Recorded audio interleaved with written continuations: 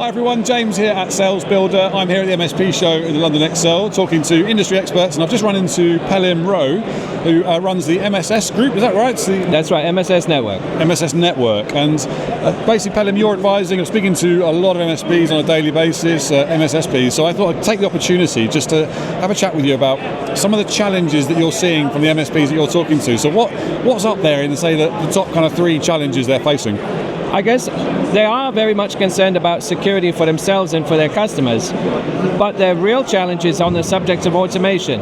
Where can they and where can they not automate? And it seems to me that there's a lot of automation success to be had in the back office as compared to the front office in the world of security.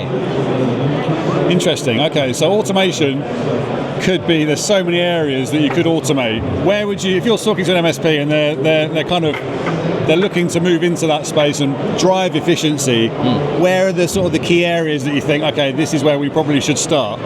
Well, they've already thought about their RMM efficiencies, but maybe in the sales pipeline, anything that helps them automate that paperwork, anything behind the scenes that helps them with HR, but not things that they necessarily deliver for the customer. It's always very, very attractive to say, all right, what I'm providing, I'm going to pay less for, but something as complex as security is harder to automate. Interesting. So why is that then? Because I mean, if you go anywhere, any of the peer groups, the top challenges that I see are in cybersecurity, sales and marketing, and recruitment. So if there's such a huge drive on cyber, where do you see? What are you suggesting then? That people outsource it, or well, they can either partner with a third-party MSSP. Okay. They can bundle a few SaaS solutions and say they're an MSSP, but they're actually an MSP with security.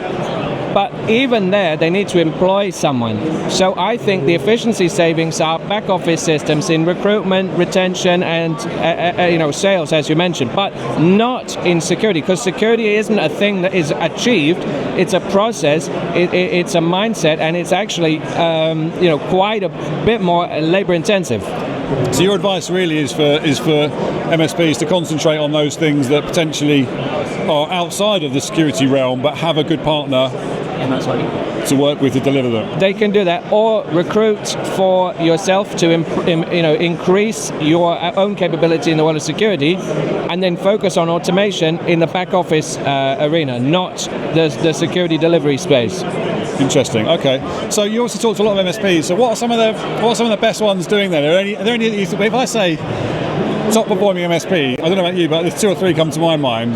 When you think of those guys, where do they really stand out? Obviously, we talked about automation, but can you tell me a bit about that? Maybe somebody spoken to them? So they're bucking the trend in terms of their customer base. The 50-mile sweet spot, yes, it's romantic as a notion. You can always get to your customer. You can always provide them with help.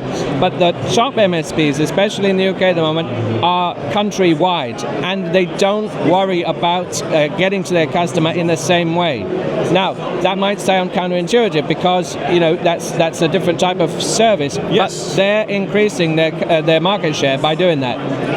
So that's one thing they're doing. The other thing is they're finding other revenue streams that aren't a hard sell. So if you remember back in the pandemic, they took end customer learning and development material. Yep. They put it into their own LMS and sold it back to them per head. Yes. Right? Yeah. People are doing that, as opposed to having to spend money on third-party vendors. I might even be looking around at some at the moment, but you know what I mean? Doing it internally can actually save them a lot of money, and that's what's giving them success. I really like that idea. I've not heard that a lot, actually, that you should be going beyond that 50-mile kind of radius. Are there complications with that? I mean, surely, I know some of the MSPs I talk to would say, actually, we need to be able to get on site, we need to be able to develop that personal relationship. How do they go about that if they're outside of the sort of the typical traveling distance?